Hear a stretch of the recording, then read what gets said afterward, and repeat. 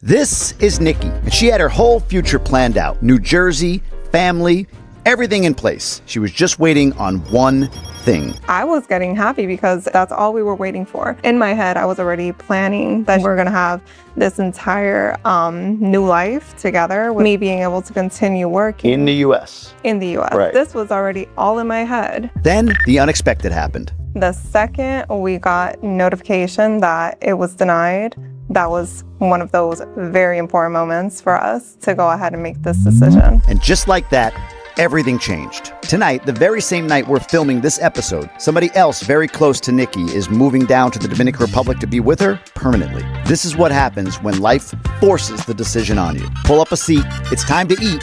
Grub with Gruber starts now. This episode was filmed at Balcone restaurant in Harabakoa. I'll link it below. I'd highly recommend you come check it out. All right, Nicole, I want to start. If I go to your Instagram, right at the top is Isaiah 60:22. That's the first thing you put on your Instagram. What is that and why? So the verse exactly is, when the time is right, I, the Lord, will make it happen. And I feel like it ties in very well, especially in this new chapter that we're currently living in, because of the fact that, one, we were very, very not hesitant at first, but we thought about this move many times before. It never really clicked. Like, we would think about it more as we're retiring when we're older, and once the kids go to college. Yeah. Once the kids go to college, and once we pretty much just have the time for it. But out of nowhere, we went ahead and started planning out this move so early on that it just pretty much ties in very well with what we decided to do at the end of the day. Got it. What, say the verse again. When the time is right, I, the Lord, will make it happen. How do you know, or how did you know that the time is right and the Lord made it happen? I mean, obviously now you're here, but how do you know that that's the case, that that was the moment? And let's start with that. How did you know? How did I know? Yeah, or how do you know? How does one know that the time is right?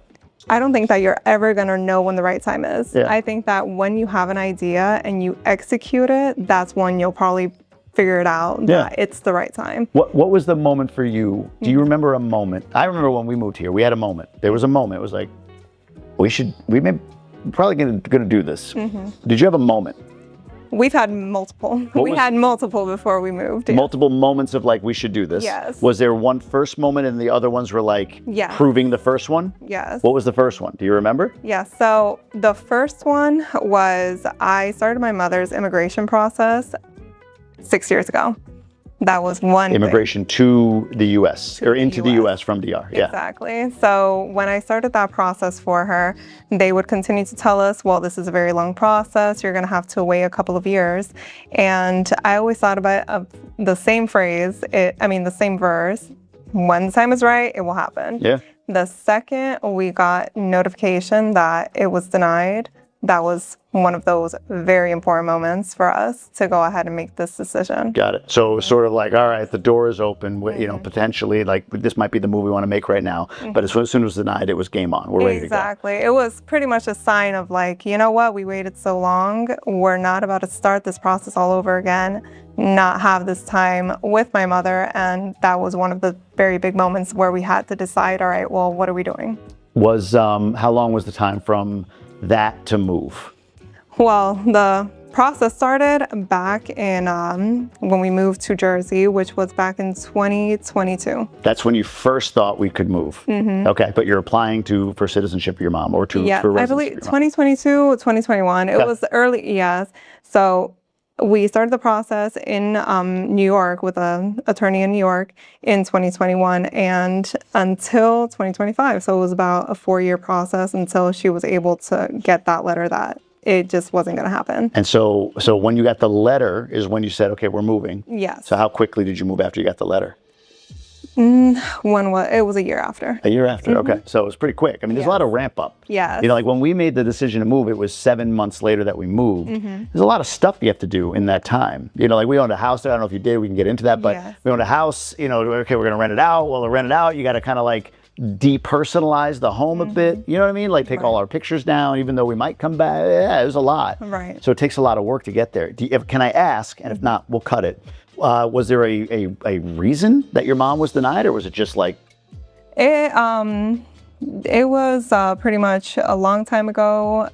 Something happened with her immigration that she just had to get more attorneys involved, but she didn't have the income for it. Got it. Therefore, she pretty much stopped the process and never went back. So that's when I moved to Dominican Republic when I was 10 years old with her. Yeah. Because she had to come back because of that. She didn't have enough money to pay for the attorneys, and she had to come back. So you had to come back at that And point. then I had to go ahead and move here, and that's when. Well, I say come back. It was your first time moving here, right? So I just found out that I actually lived here before. It's funny that living here, I actually found out that I actually lived here when I was 2 to 3 years old. You didn't know that till when? I didn't know that until maybe a month ago. What? Maybe a month ago. What happened? Your mom was like, "Oh yeah, by the way, you lived here when you were 2." Yeah, we were in Santiago, and then she's like, "Oh, pero tú vivías aquí," and I'm like, "Wait, what?" And like, what do you mean? I lived here, and she's like, "Oh yeah, you lived here. It was with my father, and." Yeah, it was in one of the apartments there. Wow. Yeah, and I'm like, oh, really? And then I also lived in Harabakoa, but in the Sabaneta area. So you lived when you were 2 to 3 years old, had no idea. Did you idea. ask her, why am I just learning this? Right, because I'm like, why is it? I thought that my first time ever moving to DR was when I was 10. Yeah. I mean, of course, that's the only time I have recollection of ever living here. But yeah, no, I lived here when I was 2 to 3 years old. Wow, that's crazy. Yeah, and it was mostly because my parents, both of them had to work. So here they had more help with me and with my brother. So 2 to 3, then you moved back here at 10, and you were here how long? I was here for 6 years. 6 years. So you were almost through high school before you moved back there. Right. Did you have Spanish skill before you moved here at 10 years old? Spanish, You spoke Spanish as well? I did speak Spanish because both my parents only spoke Spanish. Gotcha. But I didn't know how to read or write in Spanish until I moved here. When you came back as an adult, is it a year ago, a year and a half ago? How long have you been here now? No, it hasn't even been a year yet. No kidding. Yeah. Just burst on the scene, Nikki. Yeah, that's it. It's going to be a year in June. A year in June. So when you came back here, was it how was the experience as an adult speaking Spanish or doing things in Spanish here? Any different?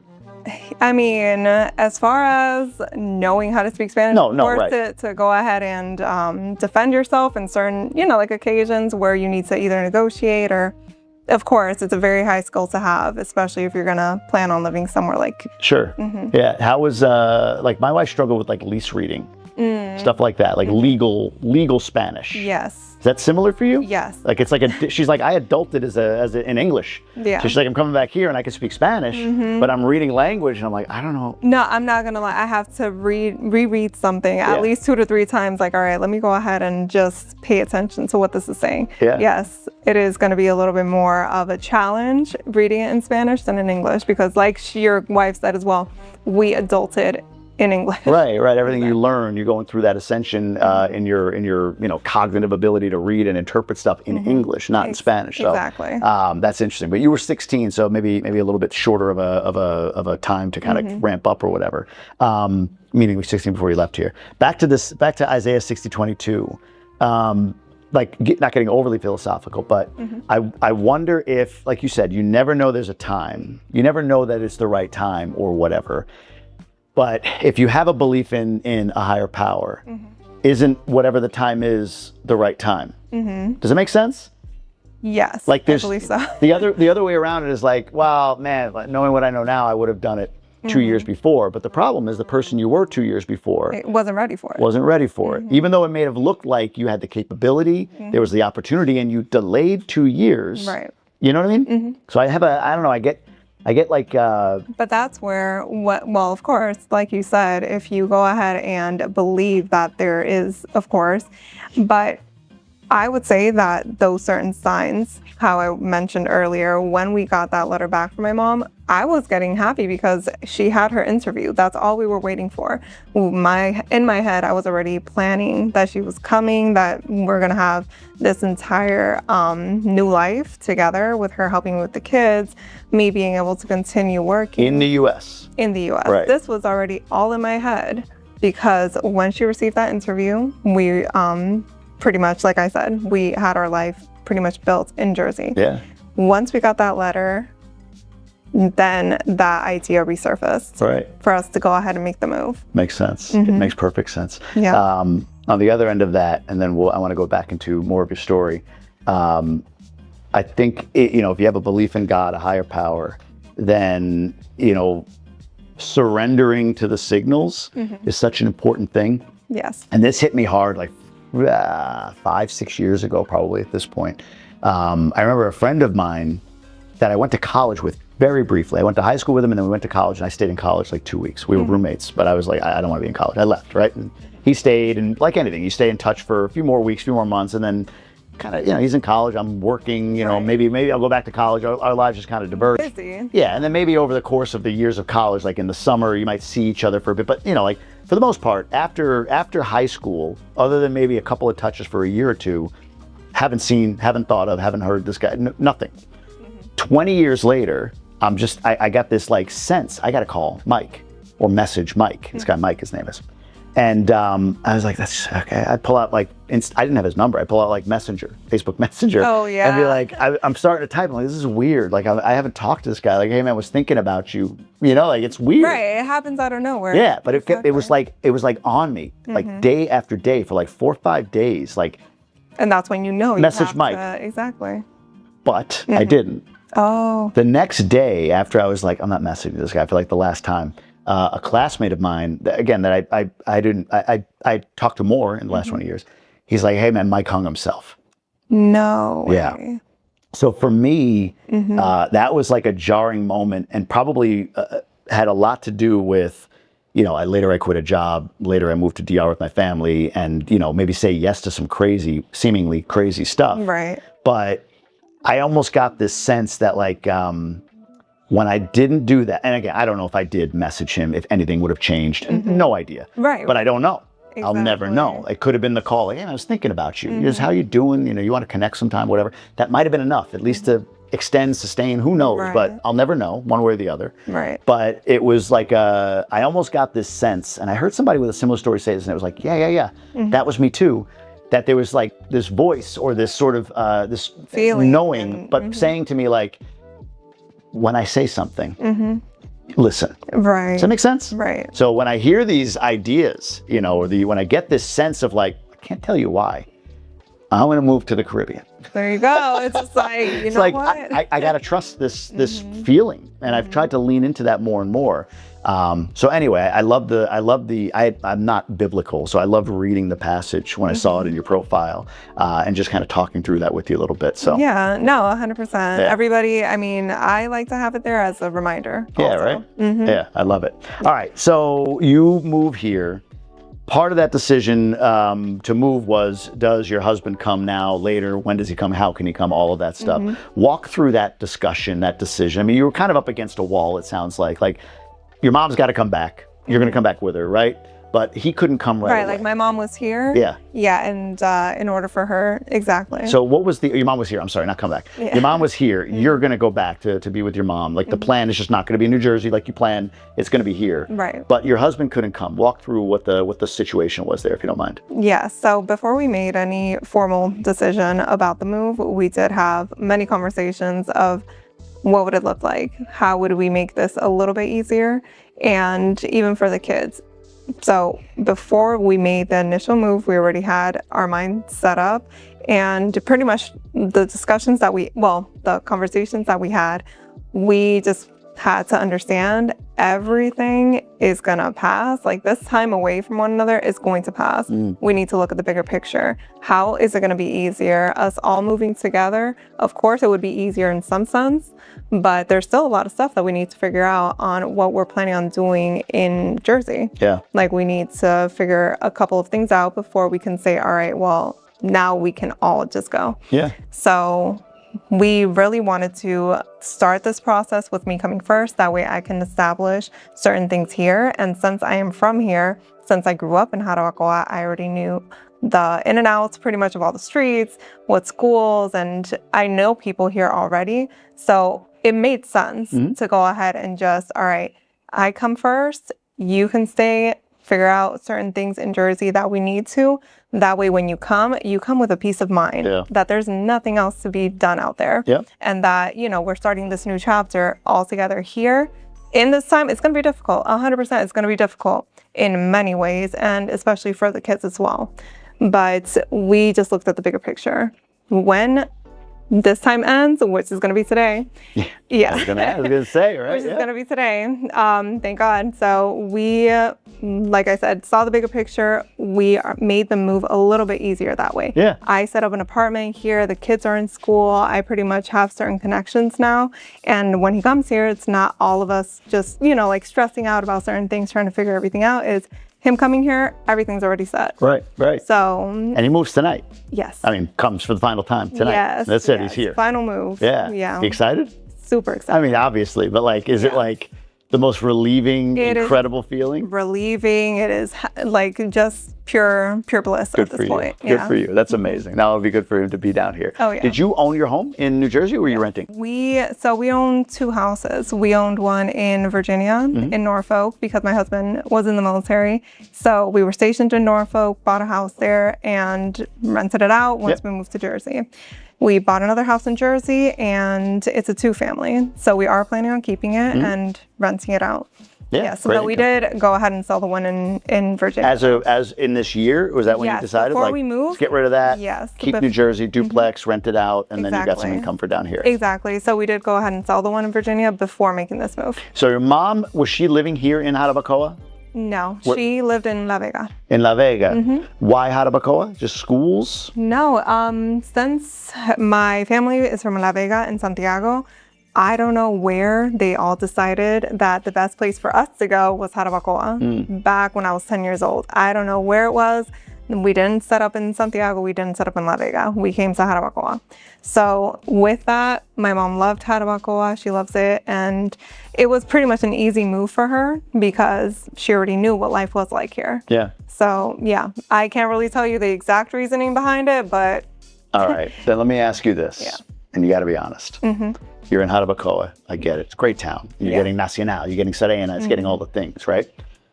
If your mom tomorrow, or even before you moved here, said, Nikki, I'm so happy you're moving anywhere. I'll go anywhere in the country. You tell me where. Wherever you want to move, I'm going to go there. Where would that have been? Here. 100%. Nikki. 100%. Wouldn't be Punta Cana? Harabakoa. Second. What's second? I would have to think. Santiago, maybe. Santiago's second. That's a fair choice. Yeah, Santiago would probably be second. You sure? Yes. Punta Cana's not top 3. I mean, it's too far from here, What's here, though?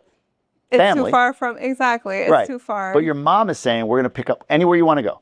You would still say, stay right there. We're coming out of If there wasn't Harabakoa, it would be Santiago because it's still close to a certain family. And Now, your family's concentrated, Harabakoa, La Vega, Santiago, this whole area. I do have family in Punta Cana I know you do. Yeah. That's where I was getting at. Yeah. Yeah, so you have family in Punta Cana, but you couldn't see yourself living there.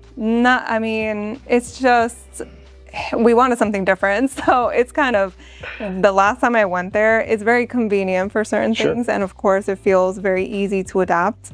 But at the end of the day, again, we just love the bustle, the culture, the whole. I get what we get here in Harabakoa. Makes perfect sense. Now here, your plan is, is the plan to try to get mom still citizenship or residency in the States to go back at some point? Or is it like, no, we're here with the kids for as long as we... I think the only thing we would do is try to get her a visa. Yeah. That way she can travel back and forth if she would like to, because we do have family there as well in New York. So we would still try for the visa, but residency, I don't think. How do you, that's fair. How do you look at your, like if somebody says to you, oh, you're in Dominican Republic, you live there forever. Like I always say, like forever is a long time. Do you have check-ins? Do you have moments in the future that you're anticipating? Like, hey, let's get to this point and then we'll see. You have young kids. So I know we do. We did. Well, we still do. But what's your duration plan, if you will, if you have one for DR? As of right now, long-term is... Yeah, long-term would be staying here in DR, building our life here, and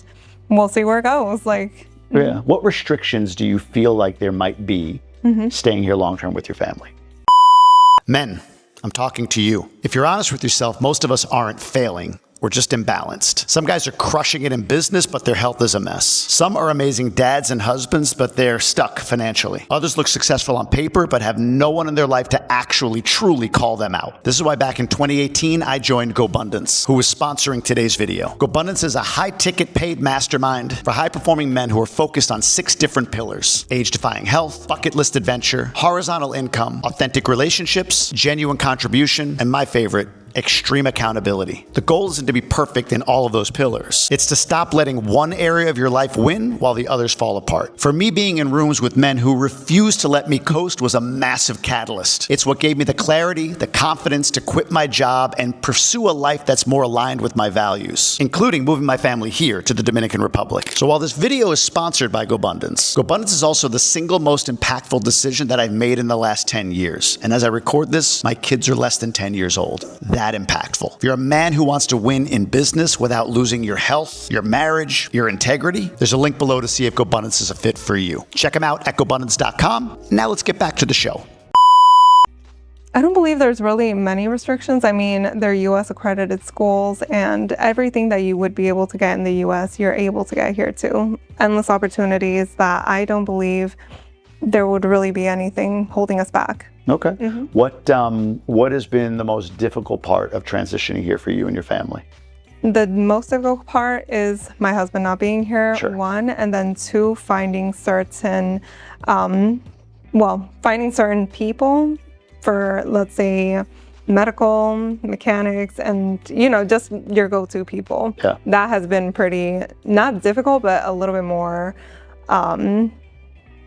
Involved? Yeah, sorry, Fresh. we're gonna have to cut that. No, go ahead. Yeah. Yeah, I was just thinking. But yeah, that's probably one of the most difficult parts of it, is just having the sense of what your go-to people are. Yeah. Yeah, I get that. No, totally get that. For the kids, how has it been for them transition? They're how old? They're young. 8 and 2. Oh, 8. Oh, I think he was younger. Oh, no, I guess he is. Same age as my other one, because they were playing in that tree together in Punta Cana. So for But then I them, also have a 2-year-old, so terrible twos are, definitely a thing. 3s for me were worse. Really? Yeah. Don't tell me that. That's not. Well, you had giving an me any hope. 8-year-old, That's not no? giving me Like, hope. you got- I don't know, because the first one and the second one are completely different, supposedly. So. True. Right now, terrible 2s, please give me some hope. Yeah. That 3s are coming along. Oh, no? Okay. 5 felt like a turning point for the second one.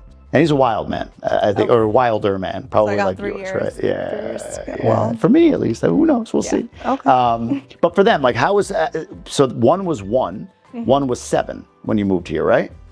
1 was 7, but the other one was already 2. He turned 2 the month prior. Oh, okay, okay. So he's going to be 3. Yeah, he's Gotcha. about to be 3. About to be 3. So for them, compare and contrast. I mean, it feels like the 2-year-old, whatever, I'm where I am. But how's the 7-year-old adapted? What's been a challenge? What's been easy? All You that. would be surprised, because the 2-year-old, we had a very, I wouldn't say strict schedule with him, but I did have a schedule. So once we moved here, everything was just all over the place. So getting him back into that schedule and certain things that he was used to has been difficult. What's been the difficulty with the schedule?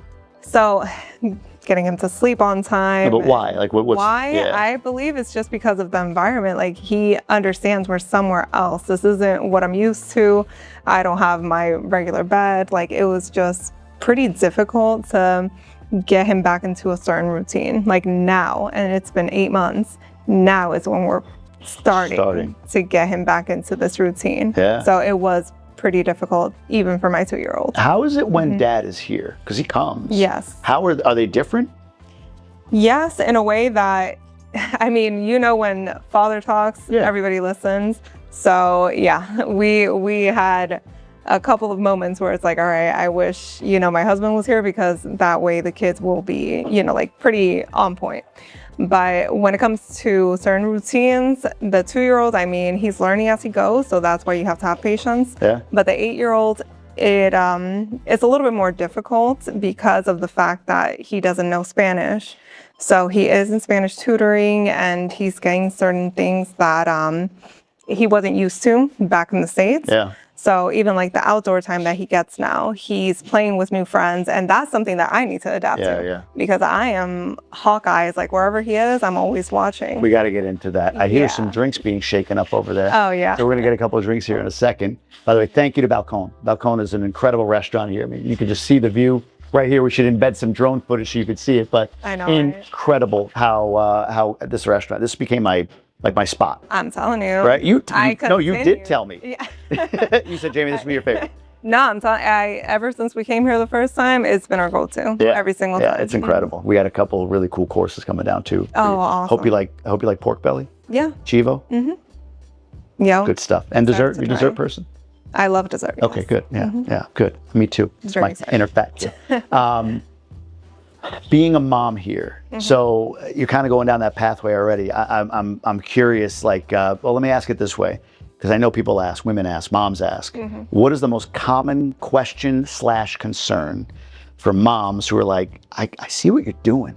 I'd love to come down there, but like, what do you hear most? What I hear most is what is there to do, and then also medical. What do you mean by, okay, let's start with that. What is there to do? When you unpack that, what do they mean? What is there to do with kids around Harabakoa, since it's a very small mountain Like, town? what do they mean though? Like, what do they want to do? Do you have any sense? Like, I can imagine something that you would be able to do in the States, like maybe take them to an arcade or certain things like that. I know. I get that with Punta Cana. Like, I mean, you're raising kids, but like, what do you do with your kids there? And my answer is like, I think about it even in the States, like, what do you do with your kids there? I know, right? Yeah, that's kind of how I see it. It's right? kind of like, it's the same question anywhere. Like, what do you do with your kids? I mean, I don't go to water parks every day in the States or like roller rinks or whatever the hell, you know what I mean? Even arcades too. Or I understand that we're in a mountain town and certain conveniences are pretty far. The closest movie theater is an hour away in Santiago, So it's not like any given day we're able to. But did you go to movie theaters with the kids there? I mean, maybe a couple times, but not as frequently as you would think. Yeah, let's see what we got here. What is this? My favorite drink ever. What is that called? The Lychee Martini. Lychee Martini. Amazing. Amazing. You said fruity or sweet. No, this is my favorite drink. It's the Boulevardier Sour, which is like... I love sour. For those Negroni lovers, Boulevardier Sour is a great cocktail. There's a canela, like, is that cinnamon right there? I smell cinnamon, no? No, that's Angostura bitters, but it has Campari, sweet vermouth, and also it has some Angostura bitters. Okay. And instead of gin, we use the bourbon. Amazing. That makes it different. Oh, cheers. Sorry, I already took like Come on. I'm so Thank sorry. you. Thank you for doing this. This is fun. Thank you. That's good. That is really good. That's so good. Thank you. Thank you, John. Thank you so much. As far as you were just saying about things to do with kids, right? So yeah, it's the same thing. Like, I'm like, they play with other kids. They go to birthday parties. They right. I would say it's probably what there is in the area, maybe like playgrounds or certain attractions. Yeah. But I can't say that there's really anything indoors to do in Harabakoa. No. I can't, because there's not. Right. There's really not. But what do your kids do after school or all day? They play outside. Right. They play with the neighbors' kids. It's just something different that I can't really say, oh, take them here, take them here. There are certain places that I would 100% recommend, but there's not like a list of, let's say there's no malls, there's no indoor activities really to do here. Yeah. So I would just say, be prepared to let your kids run outside and have fun and meet new friends, because that's exactly what we're doing. And like I said, I do need to get a little bit more adapted to that, because even leaving to come here now,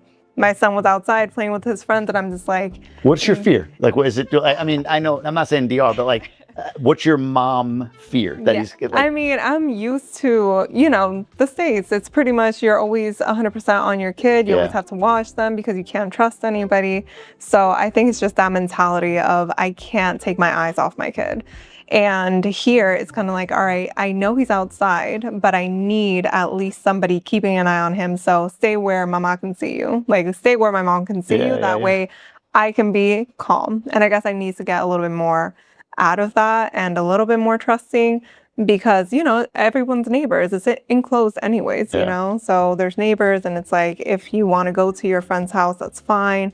I need to meet their mom. So it's kind of more of building a connection with the neighbors. That way your kids are safe to go there, even if you're not, you know, 100% watching them. No, that makes sense. We definitely, I think, you know, over time have gotten like further and further away from the worry, but there's still, like, I could show you texts. It's like, it's 1 o'clock. Yeah. Are my kids at your house? Right. You're like, where you know where my kids are? Anybody have any ideas? So, but let's table that for a second. No pun intended, because we got something cool coming. Look at this. Look at this.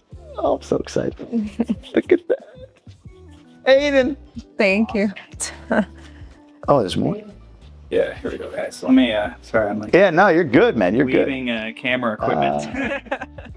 Thank you. Here you go, guys. Thank you. Appreciate it. What are we dealing with here?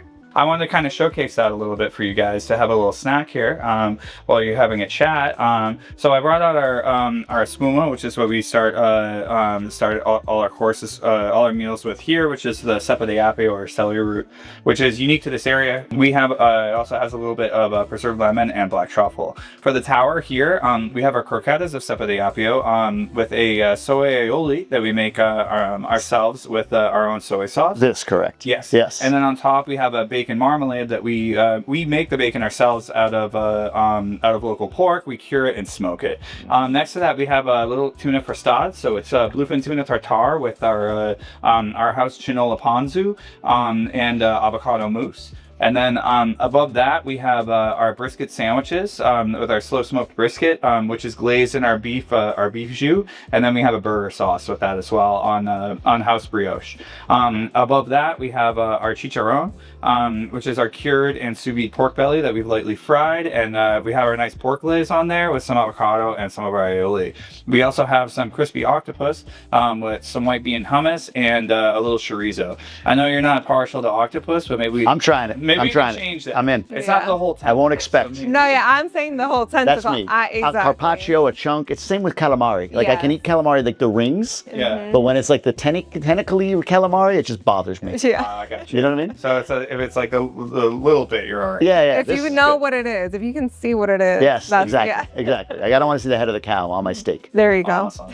Well, super cool, guys. Well, Appreciate you. thanks again, and enjoy. Fun Thank information. you. Here we go. Here we go. Have you had these? I haven't had that. I haven't had but those I've either. I always have this, Yeah. and These are amazing. All right, sorry to interrupt this interview, but I got to show you this kitchen back here, and I want you to meet the chef making these incredible meals here at Balcone. Come on in. This is Aiden Langell. He is the chef owner here at Balcone. Thanks for having me, man. Absolutely. Appreciate it. Tell me a little bit about what's happening back here, the kitchen. Well, this is our kitchen here. We built this.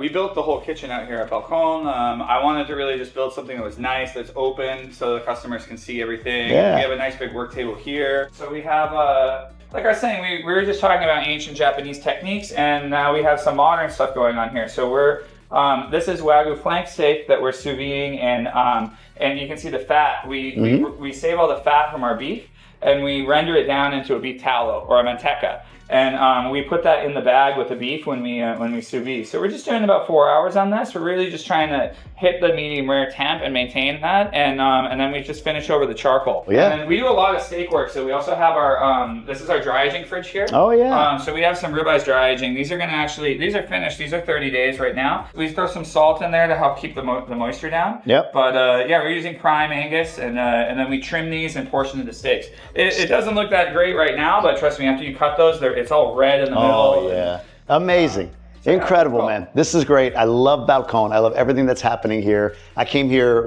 2 weeks ago for the first time? Yeah. And it was just like, all right, new favorite spot in country. And then here we are 2 weeks later doing the Grub with Gruber interview. So I appreciate everything you're doing here, man. Thank you. Thank you. Thank you. Thanks for the tour. Thanks for coming. Amazing. Absolutely. We'll go back to the show. So good. You get to come here anytime you want, I guess, right? Live close enough. exactly. So there That's you go. one of the perks. You know, it's funny, like, Harabakoa from a dining perspective. Thank you, Eric. Thank you. Very kind of you. Like, when you think about, Punta Cana has good restaurants, but they're very, what's the word, like, kind of similar. You know what I mean? Like the menu's very similar. So like everywhere you go, it's like, okay, everything's good, but it's like the kind of the same menu here. But here, there's such diversity in menu. Like, I mean, even today we went to a Chipotle.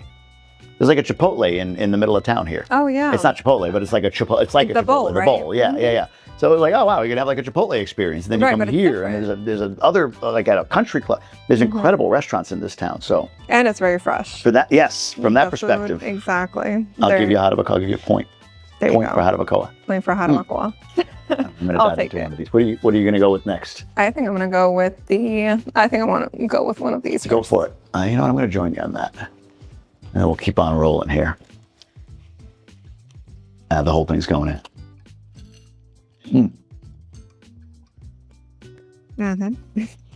Each your own can't be bad, but with the sauce and the way it's prepared, next level.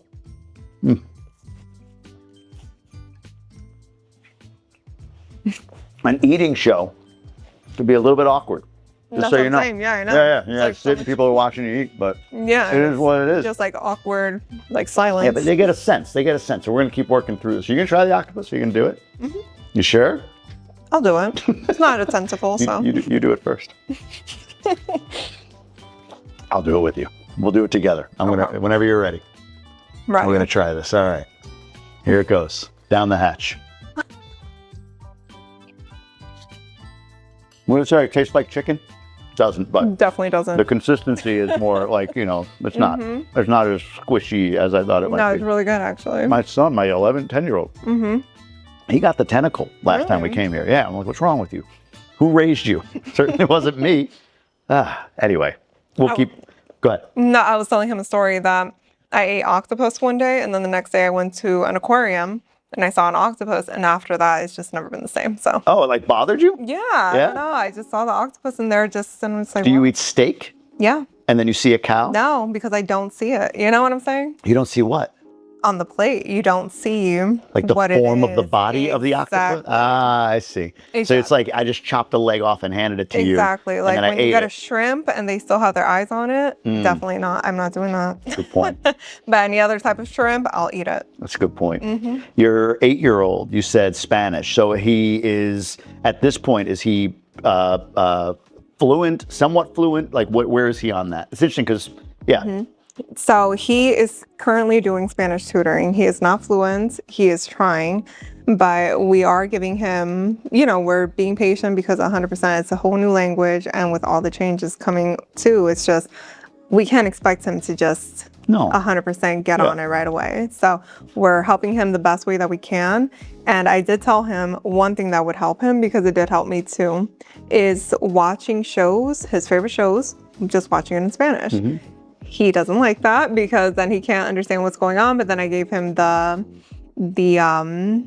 went ahead and let him know that when I moved here, I didn't have the luxury of changing the audio. Right. I had to watch whatever there was, and everything was in Spanish. Oh, that's true, huh? Yeah. Yeah, when I lived here, it's like I didn't have that luxury of, having Netflix and just changing the language. So I tell him, if you want to learn a little bit faster and just get a little bit more comfortable, make sure you can do it super easy. You're enjoying your show, but do it in Spanish. It's an interesting age though, because we moved when mine was 7, turning 8, similar, the older one. Yeah. The younger one, quick. I don't know if your younger one, does he speak or understand Spanish? Your 2-year-old? Yes. Right? Got it. Yeah, Like he speaks more Spanish now than he does English. Like any little sentence that he will say, he prefers to do it in Spanish. That's funny. My little guy, who's 7 now, he'll be 8, but he was 4 when we moved here, so we're 4 years in almost. And it was like 3 months he had it. It was quick, and his classroom was all Spanish, like pre-K. That helped, but also like they're just not as aware of like the I don't understand that. They just sort of like absorb it and roll with it. It's just kind of like, I heard it enough. I'm gonna go ahead and start saying the same words that I'm getting told. So. Yeah. So we say he's consciously Dominican. Yeah, I feel. Does that make sense? Yeah. I mean, my little one is definitely consciously Dominican. Right. 100%. But the older guy, like for us, he was sort of not like aggressively resistant, but like somewhat resistant to the language. How old was he? He was 7 when we moved. So 7 to 8, that first year especially, he picked it up. So very similar, yeah. Picked it up, kinda, but resistant to the language. And for no other reason than I think it's just, well, part of it, we only said we're going to be here a year. So he kind of had that locked in, like, it's a year, then I'll just get what I get. He didn't take it, exactly. Okay. Makes sense. He's fluent today, but if you put him on the spot with it, it's like it breaks. You know, like he's fluent as long as he's in I feel flow. like anyone, though. I feel like anybody. If my mom tells me to translate something, I'm like, give me a second, it's loading. That's just all the time. It's just all the time because it's like, all right, you're put on the spot. Hey, go ahead and translate this. Yeah. It's kind so of like, he's become fluent. You know, in school it might be like his lowest performing, but it's like a B+. okay. You know what I mean? He prefers English. So like, unless the person he's speaking to only speaks Spanish, even if somebody says something in Spanish to him, but he knows they speak English, he replies in English. And that makes it more difficult. Yeah. Right. So, but again, he's fluent. If it were like, buddy, you got to navigate your way home. Exactly. Right. It's what he feels more comfortable with. But now, I pretty much the same thing is going on with my 8-year-old. Yeah. Right now. He's very resistant. To learning, just because he feels frustrated at times when he doesn't understand. Yes. So we are working past that. He's doing great. Like right now, I picked him up from Spanish tutoring before coming here too. And the Spanish tutor told me that she's so proud of him because he did such a great job today. And it's just having that patience of like, all right, it's not all going to come together right away, but slowly. And if you continue, it's going to happen. We had a Spanish tutor that first year. You know what we did though, that really accelerated his Spanish? We actually got rid of the tutor. Really? Oh. But here's why. Here's why. So you have to insert whether your son is in the same spot as him. Okay. It was for him, it was like an eye roll whenever she came over. Oh. Hey, your tutor's here. And it was like, okay.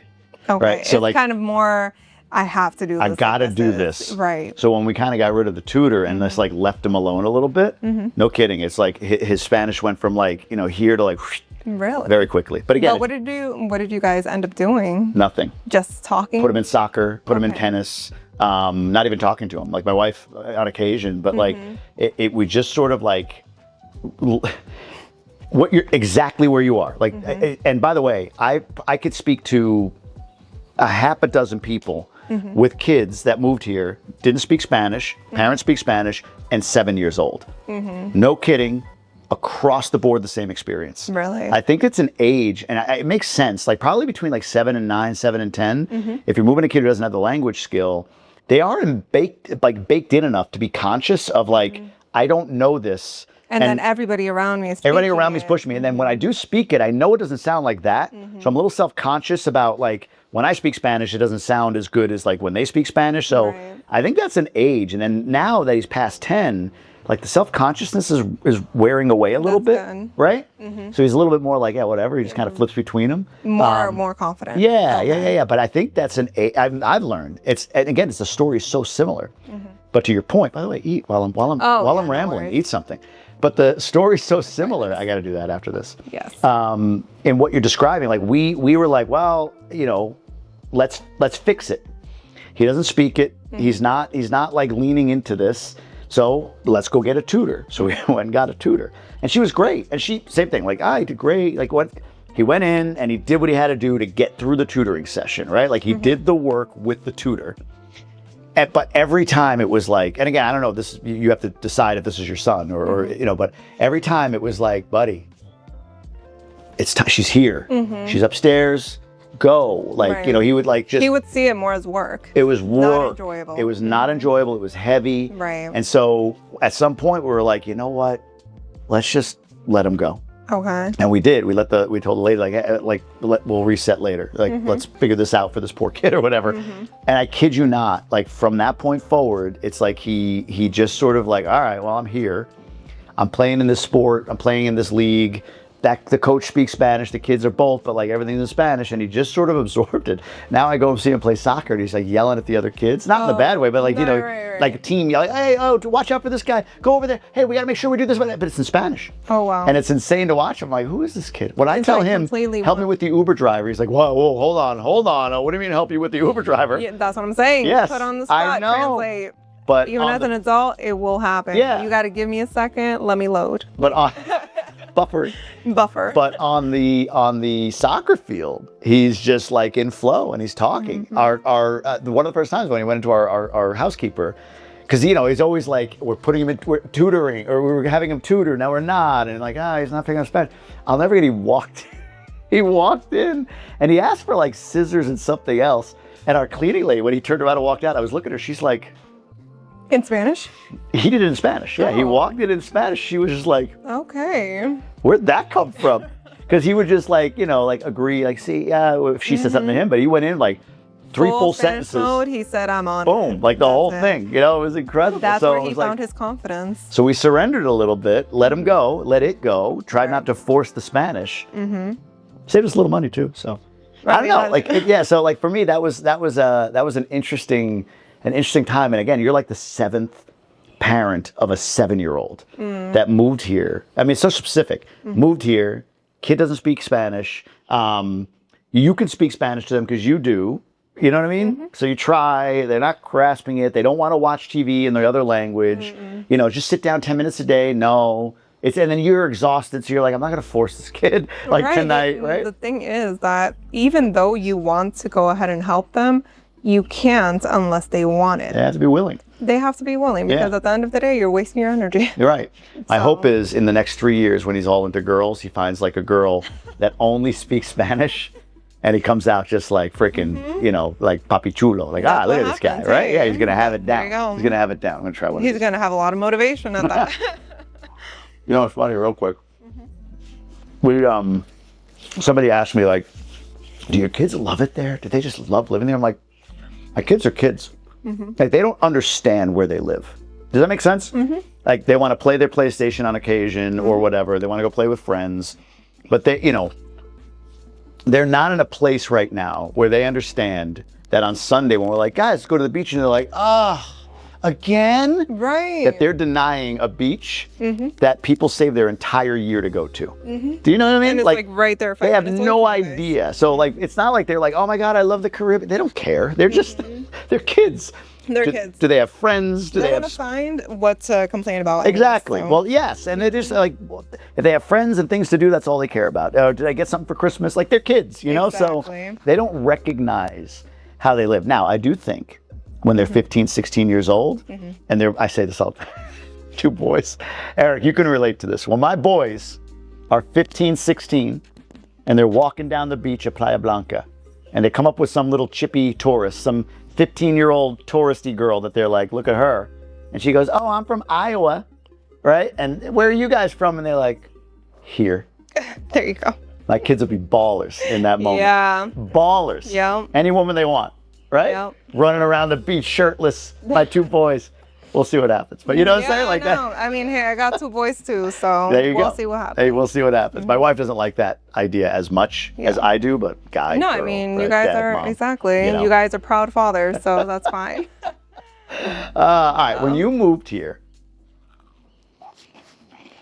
I shouldn't take a bite when I'm asking a question, but when you moved here, were there any moments that you were like, did I make the wrong move? Did I make a mistake? I don't think there was a moment where I said this was a mistake, but there were moments where You wondered it. Right, where I questioned, was this the easiest thing, or was this the best thing to do, especially for the family? Yeah. So yes, there were moments like that. Give me one. Once when we were here for about 3 weeks. This is the part where it's like, all right, it's so fresh. So why is this happening 3 weeks in, where we're just figuring out certain things, and we had to we had to do a rushed emergency to Santiago because one of my kids needed to go into the ER. So in that moment... Little guy or big guy? Little guy. Little guy. Oh, even worse. Yes, little guy. He had to go ahead and get checked into the ER. And it was one of those moments where it's like, all right, what's happening? I mean, we have boxes still to unpack. And it was just so much all at once where it's like, all right, now we have to rush to the hospital. Who do I call? What do I do? What doctor? And we went to a clinic right here in Harabakoa, but anyone's going to tell you that Santiago, is the best when it comes to doctors. 100%. So we, in the middle of the night, I mean, it was like 10 p.m. at this point.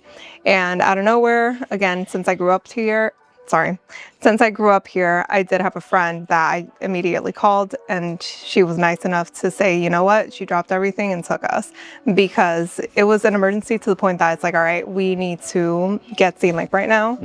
But yeah, no, that was one of the moments, very scary. And it's just the thinking, all right, we don't have a pediatrician yet. I mean, we just moved here. We haven't been to any doctors yet. We don't have certain connections. And this is what I spoke about earlier. Sorry. No, you're good. Having the list of people that you need to pretty much have on speed dial, like in case of any emergencies, especially if you have kids. We did not have that at this very moment. Right. So not having that, not knowing what to do, and not even being to an ER here before, it's kind of like, all right, what, you know, what's gonna happen? What's gonna happen? Like, how are they gonna take care of him? Like, are they gonna have the right, like procedures to do? But yeah, no, that was one of those moments where it was like, all right, well, before, in Jersey, the ER is like 7 minutes away from my house. So anything happens, I'm right there. Yeah. So living here in Harabakoa, having to take that hour drive to get to the emergency room was like kind of one of those moments where. What got you past it, or what made you like maybe settle in now today? Like, are you as concerned today with that as you were back then? No. Why? Now I finally have the connection. Got you. It had to come to me in a very, like scary moment when that happened, but I'm very glad. So I got to learn exactly where to go. I've had multiple instances where I've had to go to the ER, hence when I broke my wrist. So I already know where to go. I already have certain connections. That was in Las Terrenas, right? Yes. You broke it in Las Terrenas. Well, yes. And did you get treated there, or did you wait to No, come back actually here? it was Cabarete. Oh, Cabarete, sorry. Yeah, yes. Cabarete. So you went down to Santiago to get treated. Yes. Got it. I drove the 3 hours with thank goodness it was my left, not my right. So I did drive the 3 hours back the next day and got to the homes in Santiago. Yeah. What's your from a medical perspective, for you, for your kids, you can separate that or it's all the same, it's up to you. But like, how is that, like you said, the other question moms ask you is like, tell me about healthcare, medical treatment. What's your experience with that today? How would you compare, contrast with the U.S.? Better, worse? Not overall, but like what's better, what's worse, what's harder, what's easier? I don't know. Anything you want to go through on that? So when it comes to the location, it's not really different if you think about it, because even in Jersey, the pediatrician that I chose was 45 minutes from my house anyways. Right. So I would still have to take the drive. The drive doesn't bother me now, especially since I have a good pediatrician that I can go ahead and send him a message through WhatsApp, and it's pretty much, very simple, very easy. So I wouldn't say that medical is a concern anymore, because we do have the doctors here that you would pretty much find anywhere. Yeah. So yeah, that's something that is very important. What's to me, one of the benefits or the perks is same, and you've got more direct access to your doctors here via WhatsApp. Like I feel like I can actually talk to doctors here. Yeah. You have that same experience? Yeah, I do believe so. But the one thing that I will say is that if you have an appointment, that's where it becomes That's a little. what I was going to ask you. Yeah. That's where it becomes a little more difficult, because it's like, all right, you have an appointment, but it's not really an appointment. Well, we talked about this yesterday. So, so you 2:00, you would show up at a 2:00 appointment. 2:00, exactly. But explain 2:00. So pretty much here, the lunches are taken from 12 to about 2:00. So pretty much everyone is on break. So if they tell you, all right, well, the doctor is going to be back, they don't really say it in that way. Like, the doctor is going to be back at this time, and this is when he's going to start seeing patients again. They pretty much just let you know your appointment is at 2:00. So it could be that you get there at 1:55, but there's 3 people ahead of you.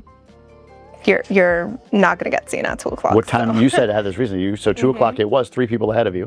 What time did you get seen? I got seen around 4. 4.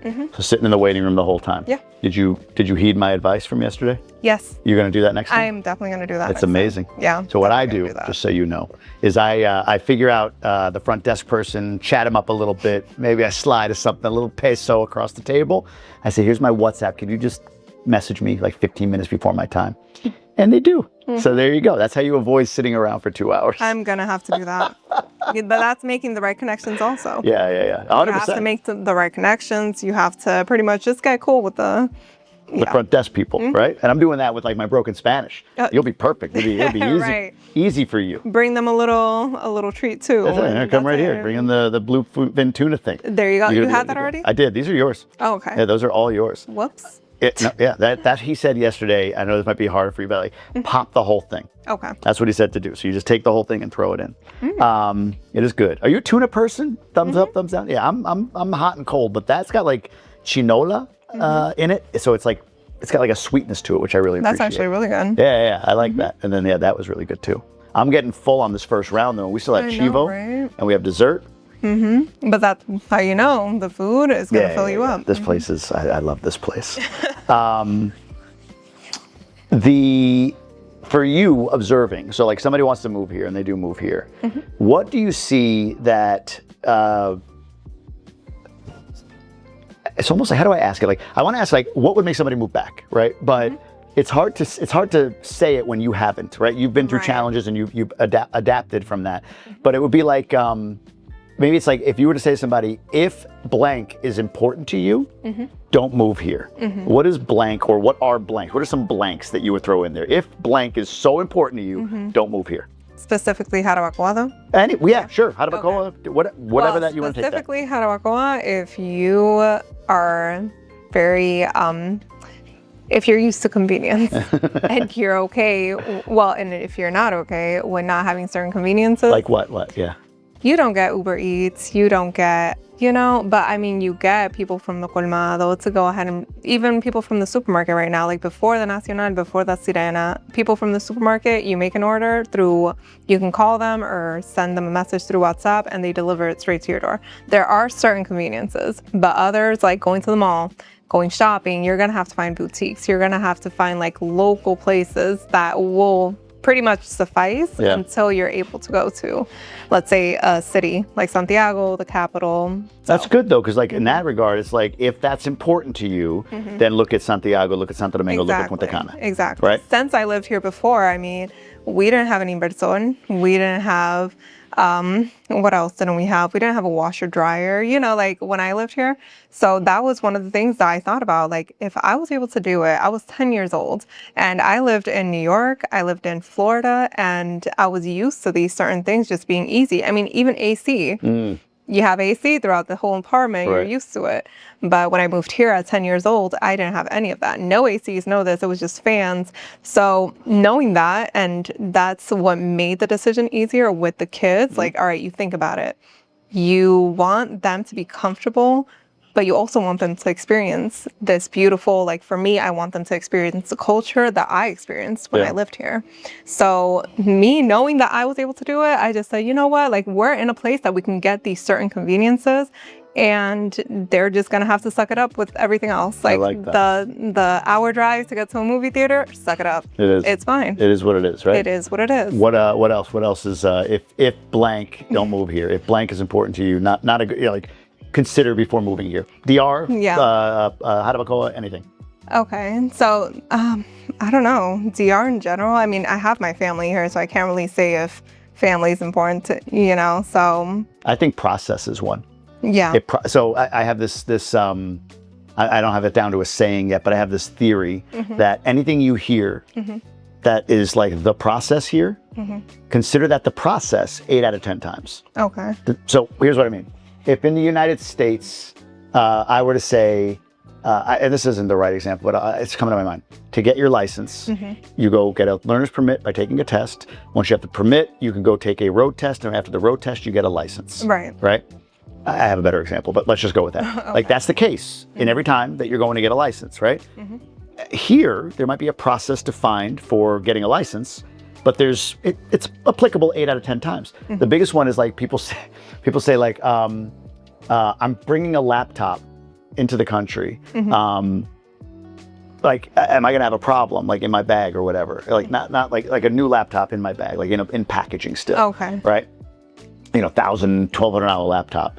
And no, it is what you're bringing it in your personal belongings and it goes through. It's good. Exactly. 8 out of 10 times. There are 2 out of 10 times, or one, where once it goes through the thing, the guy, the customs person, whoever it is going to be like, oh, I don't know. Giving you a little bit more of a tax. You know what I mean? Like, So I think if you need to like rely upon things will be a certain way, it's true 8 out of 10 times. Well, that just made me think of something too. Yeah, Yeah, something else. If you cannot get used to Dominican time, don't move here. You go deeper. Pretty much, if you are used to being on time, if you're used to having certain services done on time, like let's say you're having something fixed in the house and they tell you they'll be there by 3 o'clock and it is 5 and they're still not there, they say they're on their way. If you are gonna blow up because of that, just understand. Oh, that's a good one. Yes, you need to be patient because that's one thing that you're going to sense here. You feel the peace, you feel the harmony, but you understand that nobody's rushing. Nobody's doing everything just to go ahead and get it done. They're taking their time, but you know it's going to get done. Yeah. It's going to get done. You just have to have a little bit of patience, you know? So if you're not okay with that, then it'll be done mañana. Exactly. Which is not mañana. Exactly. Likely not mañana. It's likely days later. It will get done. Yeah. It will get done. It's just you need to have patience. So if you're not one of those people that have, much patience and you're probably going to blow up, don't do it. Sylvia's mom has a house in Higüey. And but she lives in the States. It's like for retirement. She rents it out for now, but she'll retire there one day. That's where she's from. Okay. And when she bought it, it was, what did it need? It needed something, it was either paint, I think it was paint work. And so her mom asked Sylvia, my mother-in-law asked my wife, hey, can you help me out? Like go, it's 45 minutes away from where we live. Okay. So she goes and meets the painter on Friday. Like the lead guy, I think it was a painter. Let's just go with that. And he's like, yeah, okay, great. We'll have everything, Monday. So come in Monday and whatever. So my wife goes Monday. Nobody shows up. And she's calling all day like, what the hell's going on? By the end of that day on Monday, she says, the guy like called, or she finally got the guy on the phone. And he's like, oh, well, yeah, I mean, my guys went out on Sunday, obviously. So they're not ready to work on Monday. Yeah, they're just getting up right now. Which is fine. But you told her Monday. Right. Right? And he was like, why would you believe me? Call, Yeah, but why would you? He's looking at her like, not like, I'm so sorry, senora, I'm so sorry, but my guy's like, I'm gonna kill him. Yeah. None of that. It was like, why would you assume they're gonna come on Monday? Hey. Well, you said Monday. Yeah, but why would you believe that? You know what I mean? Like you gotta wait for the call. Unbelievable, but it's a true story, and that can drive somebody nuts. Where are you on that? Honestly, I'm patient. Yeah. I am good. Yeah. I mean, I do believe a lot in don't waste people's time. Yeah. So 100%, like if you need to be somewhere important, be there. But that'll show me because I am building a list of people that I trust now. Yeah. And that I know if they tell me they're coming at a certain time, let's say to clean the house, to fix something or to install something, Gotcha. I'm making a list. Like, all right, this person did an amazing job. So that's something that people do have to understand also. Like, it's pretty much learning who's going to respect your time. But still, I'm patient regardless. Like something happens, people are very good with letting me know. So I honestly don't feel like that's an issue for me. Yeah, we've what's the word? We've come down a bit in terms of, we almost lost the camera. We good? Oh, sorry. Can I go ahead? Yeah, whatever you gotta do. And Nacional is our like litmus test for us as far as like how far have we come. When we first got here, I remember standing in line at Nacional, and the person in front of us with a full cart like left and to finish shopping. Oh. Like they left to go I'll be right back. I forgot the butter. They had 3-4 more things they got to go get. Okay. And they just casually walked away, and we're sitting there like, what do we do here? Cashier's not saying anything. Like now it's their turn, but they're not here. So the cashier's just sitting there. Just sitting there waiting. Yeah, like I should probably, I could probably move it, and then get in. And now we do, if that happens. So that was one, and we're like losing our mind. And the other one is when the cashier like casually strolls away to get like change from the main guy or whatever, and is like big line at her register, coming back, talking to people, chill. Right? Just kind of, and we're like easy going. Yeah. Now we can see those people, and we're like, oh, they must be new. Yeah. They must be new because we're just like, whatever, just get on the phone, play with Instagram, whatever you got to do. Like just this is what it is. I'm telling you. Or we'll move that person's cart and be like, all right, we're in, right? Exactly. But when you first move, no, something like I don't want to. I can't. I can't move their car. What if they come back? You know, It's something that for some people, it's very difficult to understand that. But my husband, he's very on time. Yeah. So that's why I told him, I'm like, prepárate. Don't do that. Like, don't start, like looking at the time. No, like. Has he always lived in the U.S.? Yes. He's never lived outside? No. Longest time he's been here? The longest amount of time at one time? At one time, 2 weeks at a time. 2 weeks. So whenever we would come visit, it would be 2 weeks at a time. Wow. That's the longest, period. Exactly. So you're like indoctrinated, right? You're like 8 months in, re-indoctrinated, right? Like as an adult now. Exactly. You understand all like this going to take this long still or whatever. learning. Still to this day. But you're 8 months ahead of him. Yes, 8 months ahead. What is he going to be most like? What's he going to lose his mind on most? The time management. People arriving when they say they will? Yes. He understands. Appointments and everything. Intellectually understands that I understand Dominican time, they're not going to show up. Yes. But it'll still kill him. Yes. Interesting. I can Well, you know see it. him, I right? can foresee it. I can foresee it. And I'm just going to have to be right there with him. Calm down. Calm down. It's going to. How long have you two been married? We've been technically married only a year. Oh, But together, we've been together for about 9 years. 9 years. Wow. Okay, so you've been together a long time. Right. Did you meet at work or were you in the military? Like, how did you guys meet? And so his cousin is married to my brother. His cousin is married to your brother. What does that make them? His cousin, they're brothers, and his cousin's married to your brother, so a female married to the guy. Yes. All right, got it. I had to get my brain around it. The Negroni thing. I'm no worries. I'm messed up now. Take your time. So his cousin's married to your brother. All right, so that's okay. Got it. I knew his family, and he knew my family before we even met each other. Yeah. So that was the interesting part. When I first met him, I even told it to his face, I did not like you. I'm like, you're very, you're very, what's it called? I told it to him too. I'm like, you're very cocky. But that's when I first met him. But after that, he would get up early to go take me to work. And like little by little, I'm like, all right, like he's not, wait. he's not bad. You said you're really cocky up front, but you're not dating. No. But he would get up early to take you to work, even though you're not dating. Right. So we met, and it was Christmas Day that we met. Okay. In 2015. Okay. Right. That's 9 years. That's 11 years. 11 years. Yeah. Is that 11 years? Well, it will be at the end of this year. So you're over 10. Wow. Okay. If it was 2015, we're in 2026, so we were 10 and a half years. It was 2015, I believe. Yeah. But yes, we met on Christmas Day at my father's house. Christmas Day at your father's, okay. Yes, so that's the day that we actually ended up meeting. And when I, saw him, that you're used to everybody saying like, hi, kiss on the cheek, right? To me, I came out of the room and he just, oh, hi. And it's like, hi, like, all right. You're like, screw no formal, introduction, nothing. It was just like, oh, okay. So that's when I told him, I'm like, yeah, no. At first, I did not like you at all. I'm just like, you know what? But after that, he definitely. But wait, when did he start taking you to work? So he was staying with I was living, sorry, I think I need to backtrack. Yeah, let's get a little backstory. I think I need to unwind it a little. So I moved from Harabakoa back to the U.S. I lived in Clearwater, Florida when I was 16 going on 17. So that's where I finished high school.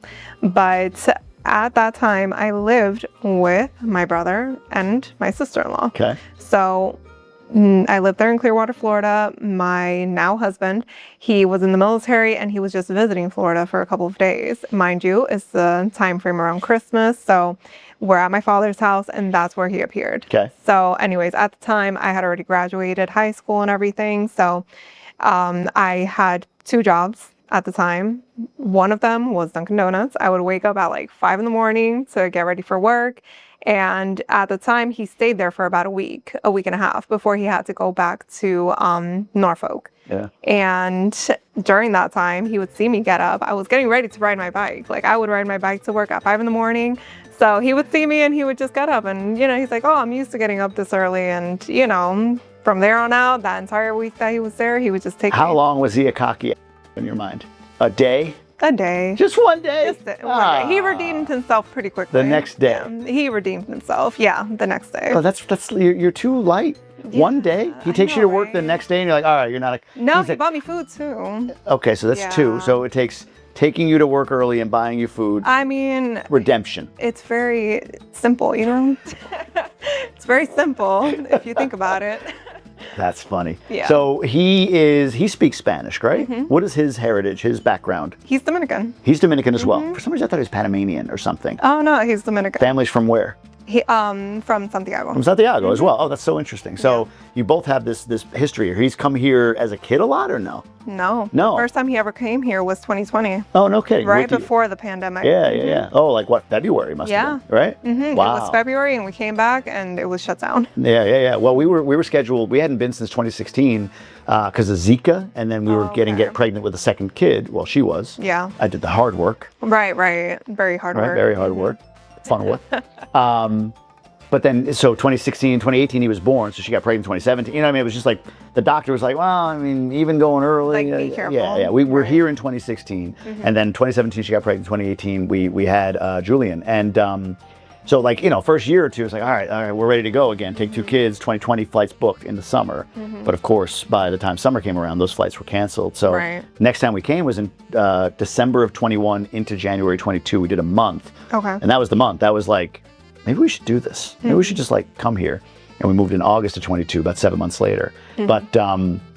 But yeah, I mean, different world from 2016. So he's coming in 2020. I can imagine it was like the beginnings of a different world here compared to like when you were growing up here, right? That's what I told him. The second that we came, I'm like, there's so much like going on. There was still a lot of stores that hadn't been opened up. But when I lived here, none of the stores that you see right now were open. We had pretty much nothing to work with, you know? So now coming back in 2025, when we moved back last year, coming back and seeing how it's changed so much, it's just mind-blowing. Is his family, does he have a lot of family still here in Santiago? Like uncles, aunts, cousins, that kind of thing? Yeah, he does have uncles and aunts here in Santiago, and then a lot of them do live in Jersey, but they travel out here all the time. Interesting. All right, we got meal number 2 coming in here. We got some chivo, I think. Oh, nice. I like chivo. I'm a chivo fan.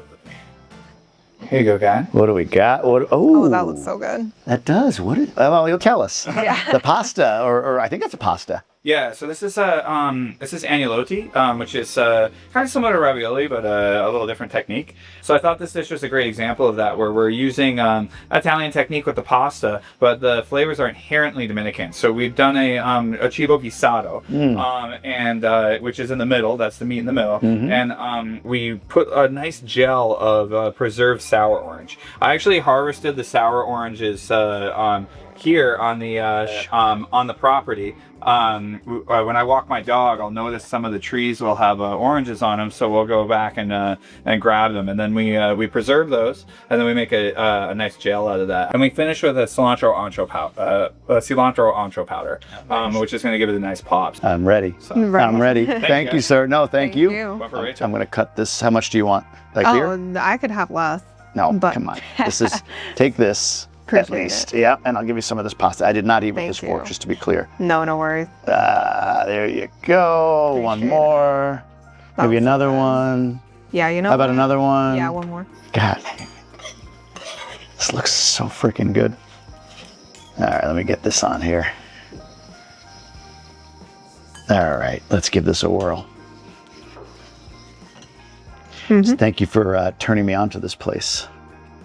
Honestly, like I had heard of it, but I remember saying to you, like, hey, I gotta know. I can keep hearing about this place. You said, oh, I'm gonna go try this place. Like, I gotta know. I mean, I gotta know.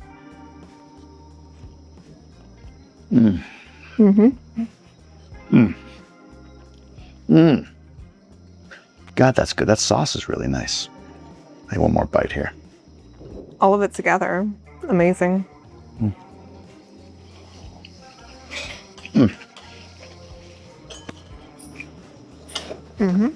So stinking good. So I'm excited that he's coming. I'm really curious to see how he does for the first couple of months. I'll let you know. You have to let me know. I'll let you know. I'll give you little updates. He's a military guy, right? Hey, he just, you know. I mean, there are a lot of veterans here, and I guess they deal with it, but he's a young veteran. Like, a lot of the veterans that are here are like, 60, and they're like, whatever, figure it out. There's actually a lot of young. I want to say that it's becoming more normal.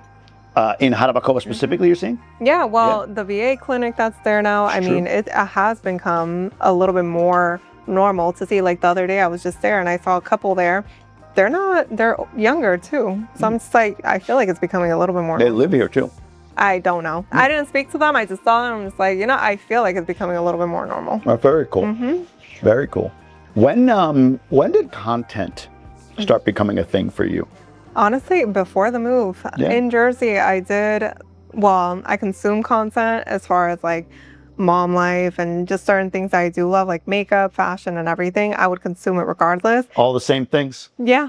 Makeup, fashion, mom life. It's interesting, right? I'm fascinated by it, yes. But back in 2020, I mean, when TikTok happened, I would do the little like funny videos. And I told my husband one day, I'm like, wow, if I would have just kept going, because that's when a lot of people ended up blowing up. I mean, TikTok was such a big thing back then that when you look back now, so many creators that just kept on going with it. Yeah. Where are they now? So anyways, there was like a certain point in time, I was a realtor back in Jersey, and I started an Instagram page specifically just for my like any type of real estate content. So when I started that, I realized that I had more fun making those videos than selling houses. Yeah. So I'm just like, you know what? Like every single time I would go and like film content for an apartment, for a house. I'm just like, I love this. I love editing. I love posting.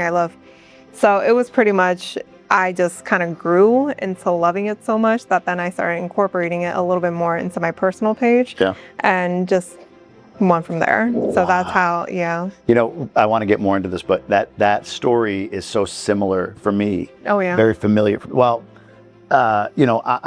we were at very different stages around the time that we moved here, obviously. Like before I moved here, I was this executive, ton of equity.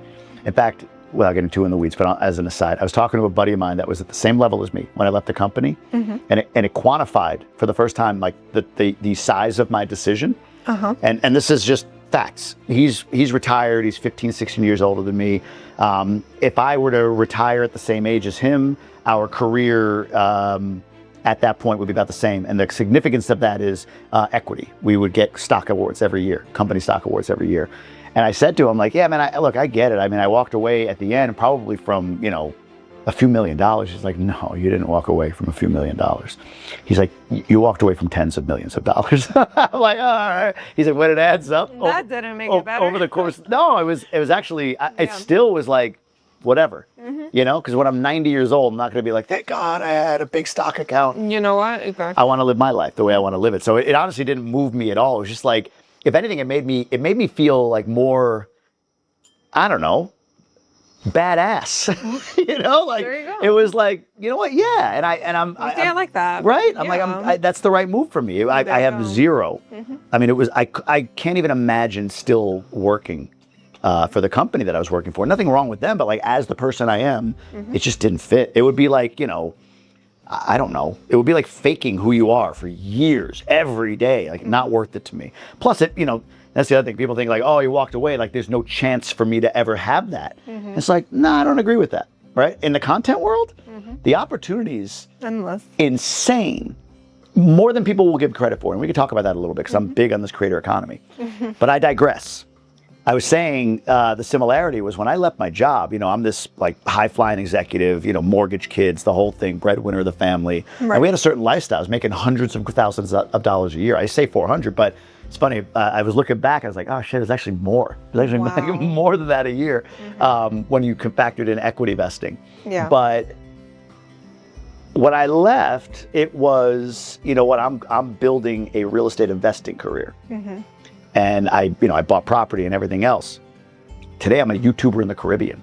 And the path between those two things is what you just said. When I started buying real estate, I had 43 units of our own with partners, and I was managing that. That was my end of it. I was managing those, getting on calls for property managers or directly managing, depending on what the property was.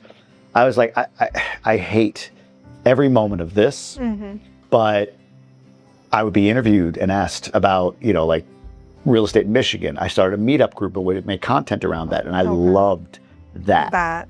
So that led to Tribe of Millionaires, the podcast. That was like more, I like these people. I don't want to talk about real estate all the time, but I like the entrepreneurial spirit. But you like the energy behind like doing what you're doing. Exactly. So doing the podcast with people that might be investors, but we're talking about like mindset and growth and success and challenges and all of that. Right.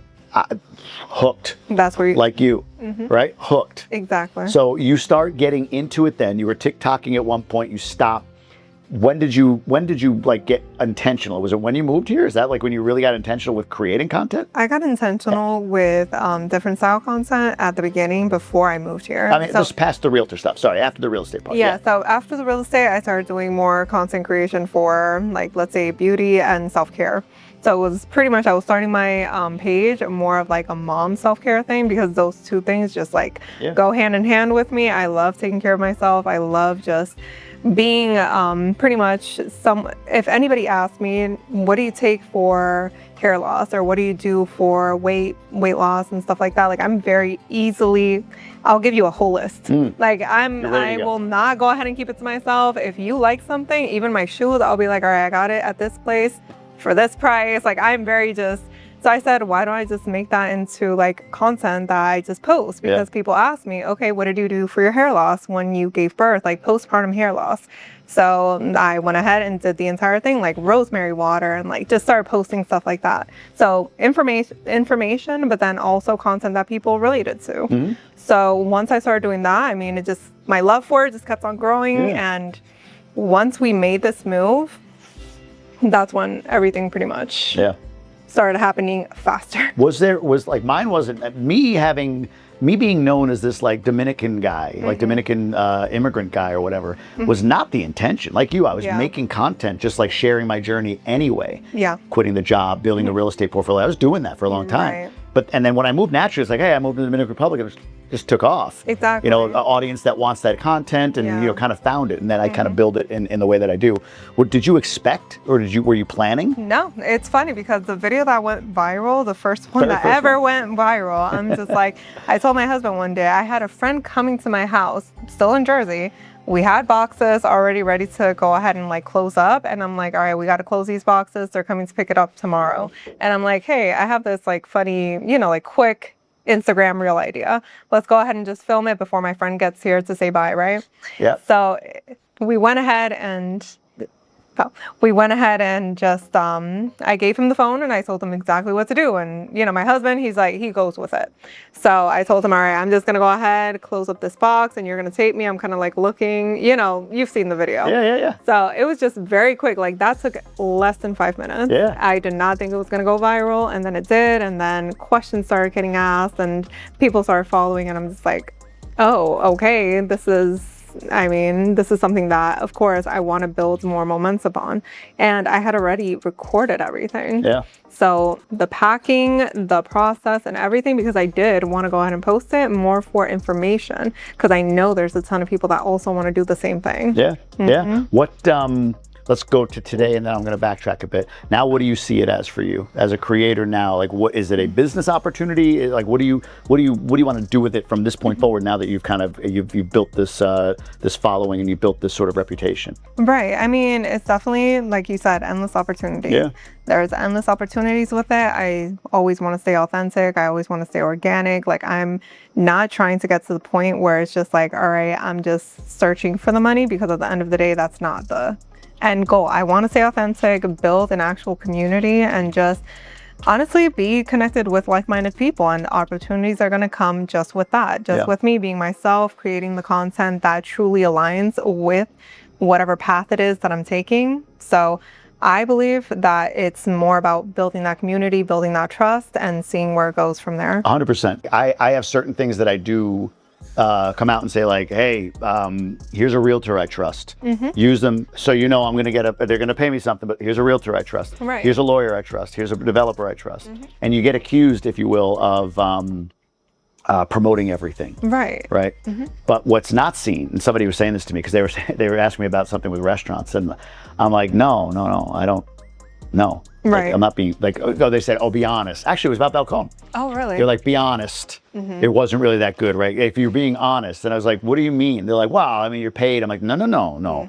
I'll show you the receipt. I paid 20,000 pesos to eat. Then I made the reel. Right. To your point, there's way more value. I mean, if you want the business case, way more value in trust than there is in a few $100s or even $1,000 to do a restaurant. I mean, this is out of my pocket. Like this, he's providing the food. That's it. us staying here, staying at the domes, all of this, that's an expense for me. But this kind of content I view as valuable. I enjoy it. I like being able to interact with interesting people. Like last night with Nelson, right? Like, and I told you after, like we had such an incredible conversation after, and they're like, wow, that's an amazing opportunity to maybe do something else with content or whatever. Exactly. So the investment in it is bigger than that. I had a point. And I got rambling. No worries. I had a point. Well, I see you eating too, so I try to like extend it. Like, let me let her eat. But the opportunities are endless, but building trust is huge. Okay, so that's where you see going forward. Let's go back now. So you build this first piece of content. You decided to make a series out of that, right? I think you're on part 22? 26. 26? Yeah. I must have missed the last 3. Yeah. So you're on part 26. And these continue to get a lot of steam. What's the most surprising response that you get to your content, good or bad? Like, what's like, I never expected that. What is that? Right. So I believe it's what I get asked a lot is why don't I make it in Spanish? And I feel like there's just so many different answers that I can give to why I make it in English, and to just pretty much give you one. It's more so because I see the engagement that I'm getting from people just like me, Dominican American, wanting to do a similar move, and they might not be very good at, understanding the Spanish and everything. I'm trying to document what it's like coming from the US to Dominican Republic. Yeah. The people that live here know how it is here already. You know what I'm saying? Yeah. So it would be a little bit different saying, all right, well, un día en mi vida. And it's kind of like, all right, well, what life is like in DR anyway. Right. So, that's why, that's one of the questions. And a lot of like, oh, why do you do it in English? You speak Spanish, you're Dominican. Like, why is it that you do it in? So I would just say that. And then also is something a little bit different. I mean, there's a lot of content creators and a lot of them that speak Spanish right here in the country anyways. Yeah. But I do want to incorporate Spanish more into it, of course, with different things. But the series, of course, continue in English because that's where I'm showing the process. No, that's a great point. How it's going. It's a good point. You said, like, I think there's a desire when they say do it in Spanish or whatever, show the life. It's almost like it's almost like perform what I want to see that I already know. But I get that a little bit too sometimes from people, like, it'll be like a news story and they're like, you should do a video on this to show it. Yeah. And it's like, I don't really, that doesn't hit me. And then it's like, well, why doesn't it hit you? Like it should mean more to you. It's like, well, but it doesn't. Yeah. Like that doesn't, right? Like, and I always say to people, like, go make a channel and share it, right? Like go do that. 100%. I mean, I feel like it's just whatever one you feel more comfortable with, and then two, I feel like I said, it's just something a little bit different. I speak English and I speak Spanish both fluently, but there's certain content that now I can start making in Spanish because I'm seeing what the algorithm is, pretty much pushing my content out to. And yes, like half is literally US and DR, like half pretty much. So I do want to incorporate more speaking Spanish, but also like what exactly, and of course that takes time trying to understand what the people that would watch that type of content are wanting to. Yeah, that makes perfect sense. Yeah. Are we coming up with the last course here? It looks like we are. Oh, yeah. Is this us? All right. This is our favorite. Oh. You said, right? Dessert? Oh, yes, dessert. Yes. Stick with me, Nikki. Yes. We're ready for dessert. I'm ready. Oh, sorry. We left some of that, but that was excellent. That was really so good. Excellent. While he's waiting there, she's going to set the table and he'll bring it over. Is there anything that's surprising on the, like, I know for me, I get certain types of questions or whatever that are like, whoa, I don't know how I feel about that. Do you have anything like that? I guess showing a little bit more, like somebody asked me, can we see your apartment? And it's like, no, like there's certain things that of course still need to be private. Yeah. Where I live, what my apartment looks like. I mean, where your kids go to school. Exactly. Or where your kids go to school. Yeah. That is a common question. And that's something that's like, all right, well, I'm creating the content to be informative, but at the same time, it's also to be more personal. Sure. So you guys can understand that it's not just me giving you information, like I'm a person behind a screen and that's it. Like, Right. no, I'm a real person. This is my life. If you're interested in it, I'm so glad that you're here. You Right, know, like right. to see what this is like. Yeah. So that's where I want to keep the authenticity, but at the same time, keep the privacy that is my life. I do have kids. I do have a family. So there are certain things that I need to pretty much just keep to myself, Right. like not really show everything, but yes, that is one of them. Like, I got it. show us Yeah. your apartment. I'm just like, no, like, I'm so sorry, but I can't. I'll show you different real estate and different apartments, but not my, you know. No, I'm with you on that. We're going to have some sweetness here, and then we'll go a little further on this discussion on content, because I have a couple other questions for you. Oh, my. Oh, my God. Just if you want to show that to the camera, just a little careful because it will slide. I'm gonna do it like this. Too much. Yeah. That looks so cool. Look at that. Look at That's our that. strawberry in the form of our strawberry mousse in the form of a strawberry. So basically, this area in Harabakoa, it's kind of like springtime year round. So it's pretty cool that we actually have strawberries year round and excellent quality ones. They're not giant like watery ones like that we get in the U.S. They're small and they're very, very potent. And so what we do is we use those to make our strawberry mousse, and we have a form that we pipe the mousse in to make it a strawberry. We have a sauce on the inside as well, and then we have a basil cloud around the outside. So Yes. it's the Now we got the lights. No, Well, yes, I have to look at these lights too. So yeah. I'm trying to make sure they don't get on it. Nah, I'll eat them anyway. When you come to eat here, it's not like this. It's No. These giant lights, right? Yeah. But and then we also have we always have a Basque cheesecake on the menu because it's one of my favorite things. One of my favorite desserts. So so we change the flavor seasonally. Currently, we're running a pistachio Basque cheesecake, and we have a Grand Marnier cremeux. So awesome, guys. Amazing. Thanks again. Oh, okay. All right. I'm going to take a piece of this. I'm going to take a piece of this. I'm going to take more. I'm going to say more than I'll eat. I don't know if it's actually more than I'll eat. And then I'll dig in on that. Go. The fact that this looks exactly like a strawberry. I know. Crazy. That is so nice. I haven't had that yet. I had this once. I haven't had that. Admittedly. Well, you got a whole more than half a piece there. Yeah, I had the, I love chocolate, so I always get the chocolate dessert. I'll take, oh, look at that. When you cut it open, can you see it? Can you see it, Eric? Can you see it? Can you see inside? Yeah? We can edit, zoom in on that to be able to see it. That's cool. I just got some of the strawberry on that. Oh, I got to get some of this out of there. I'll just eat this. It's funny because I'm just excited to try this. That's very good. This, though, the pistachio? I think is my favorite. Yeah? My favorite dessert here. Yes. Let's see. I had this brownie thing. That's the one that I usually get. Oh, I just love chocolate. There was another one that I tried that came inside of a coconut. I forgot what it was though, but that was really good too. Nelson had that last night. It was like pineapple and some other stuff, right? Yeah. Yeah, it did look good, but I'll take chocolate all day. Yeah. Oh, that's so good. That cheesesteak is good, really good. To your point on those questions, I believe they come from a good place, like a true curiosity. You know, like, oh, I'd love to see, what does an apartment look like? What does a house look like? When we bought our house, it was the same thing. When are we getting the house from? Like, nah, we're not. You know, like when we moved out of the last house, that's when I showed it, right? Like, this is where we lived to get an idea, you know? But like, now that we own our home, I mean, you could see a little bit of it at film, like in the house, and like, you can see the back of one room or whatever, but I'm not going through like, this is where my kids sleep. This is where this happens, you know? Like, you got a whole layout of my house now. Exactly. This is my balcony. This is right, exactly. Here's what the neighborhood looks like around me, you know? Like, exactly. No That's way. Where, like, I've stopped to post, like in the first post that I had made that went viral, there was a weird comment on there that says something about like, oh, los atracadores le va a encantar este video. Exactly, like I read that comment and I immediately like got scared and I'm like, oh my gosh, I showed too much. So that's where I started like, all right, well, that's the first bit. I don't live there anymore. Like, I don't live there anymore.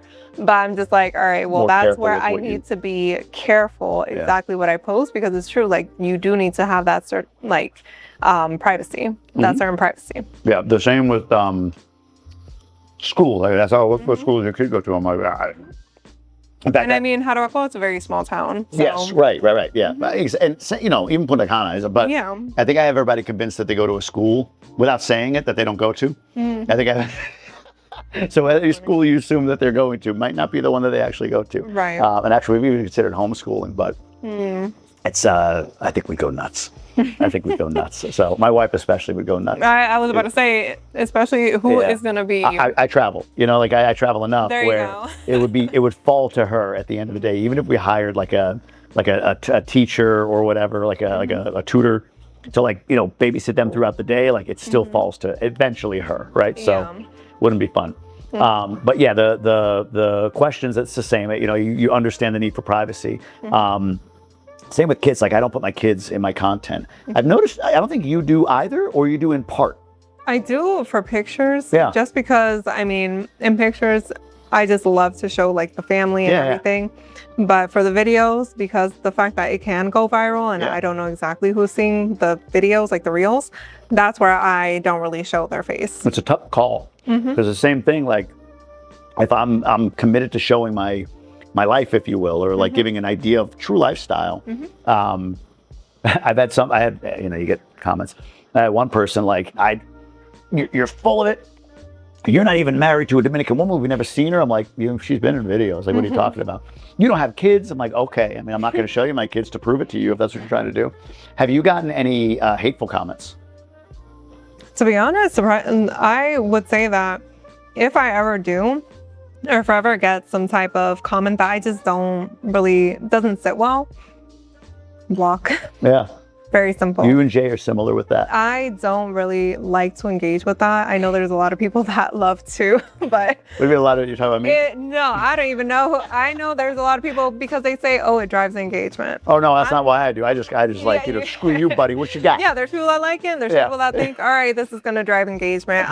That's not me. I don't want to drive the engagement in a way that it's just not gonna, you know, make me feel good as a content creator, but then also as a person. Like I'm just trying to show real life, but also just stay in a space that I feel comfortable in, you know, and you're build doing it the right way. Yeah, and build a community that truly wants to see a person thrive, you know, like if I'm thriving, why can't you? Like I love people that have the same kind of mentality.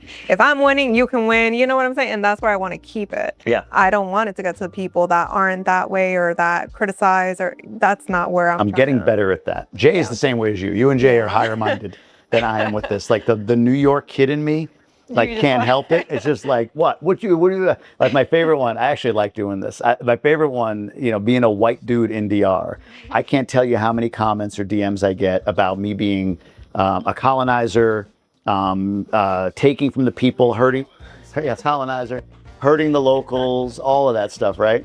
So my comeback is always like, you know, like right now, like, okay, as I sit, like, where do you live in DR is my first question, because they don't.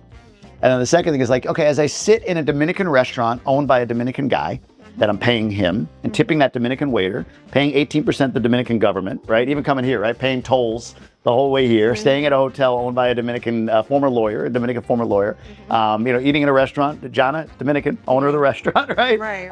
You know, paying Eat the Beast and all that stuff. You know, we've run charity drives, donation things on when like the wall fell in Santo Domingo a few years ago. These things are getting out of control.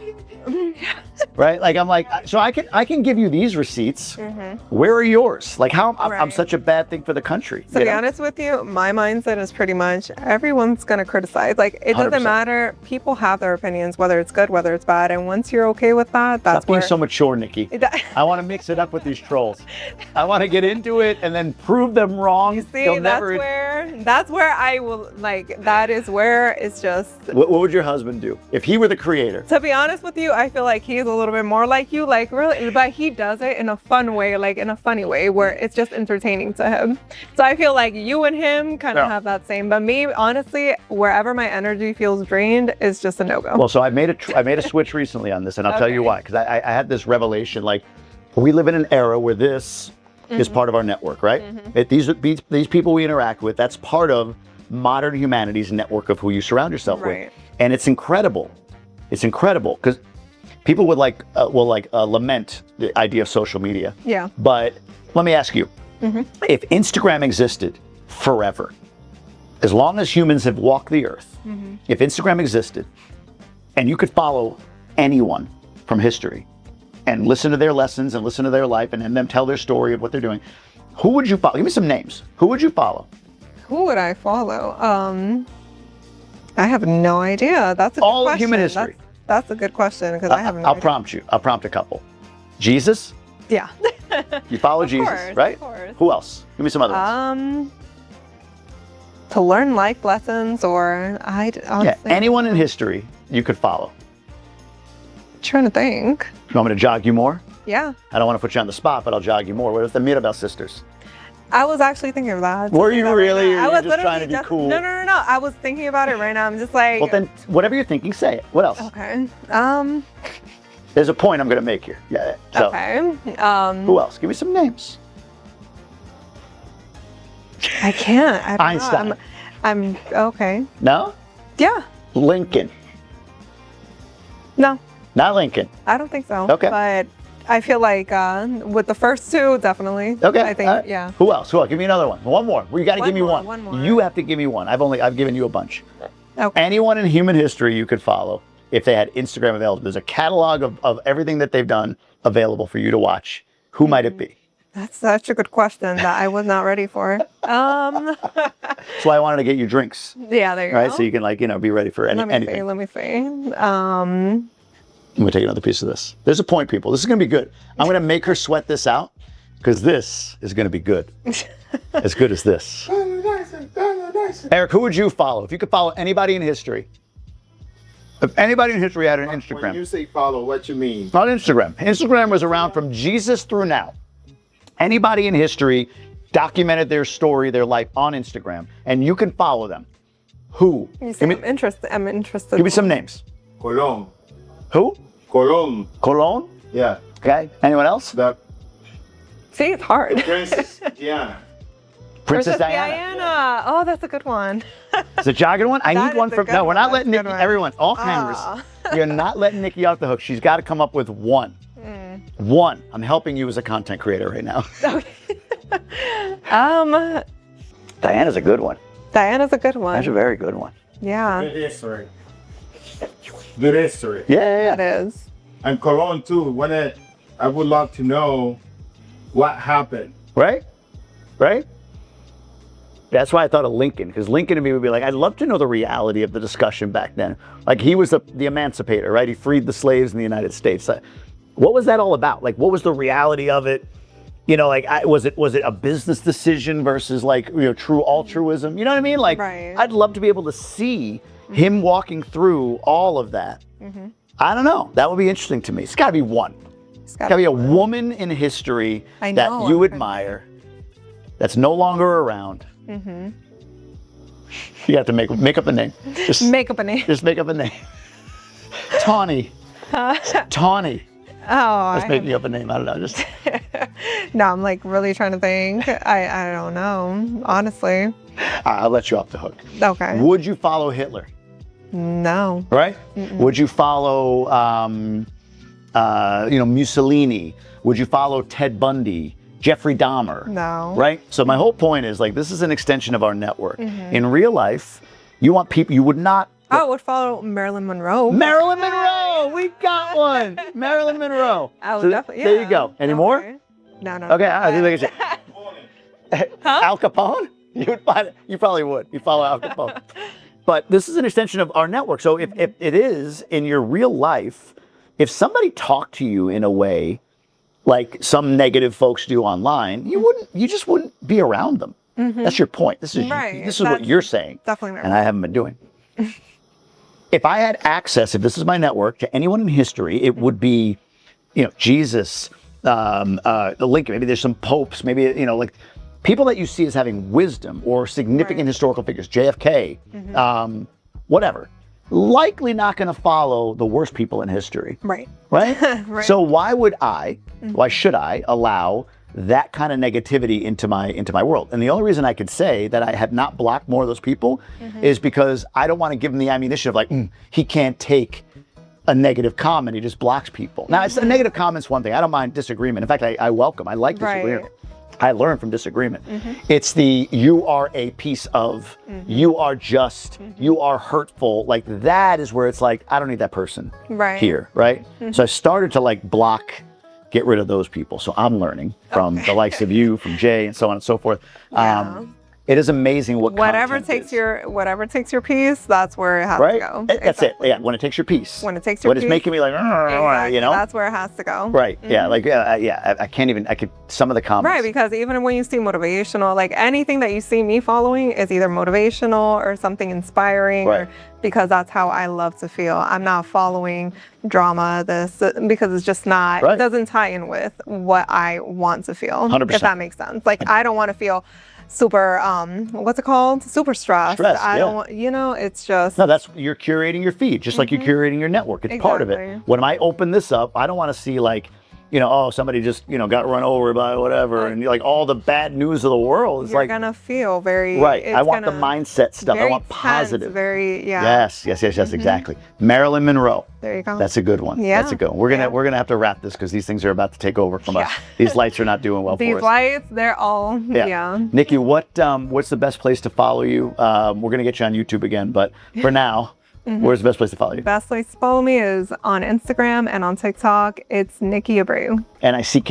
Nikii. Sorry, Nikii Abreu. Yeah. Or as Jay calls you, Abreu. Abreu. I let people call me however, whatever's easiest. Jay's It my is guy. Abreu. I texted him before to give him crap about this interview because I said like this is the best one she's ever been on, and the only other one she's ever been on is Jay's. So it was perfect for me to give Jay some crap. Nikki, thanks for doing this. I appreciate it. I appreciate you, Yeah, baby. it's been fun. Yes, it has been great food, great energy, and I love it. I actually like the strawberry. So I think I'm gonna finish dig this in, one. dig in. Yeah. We're a wrap, my friend. These things are ridiculous. What?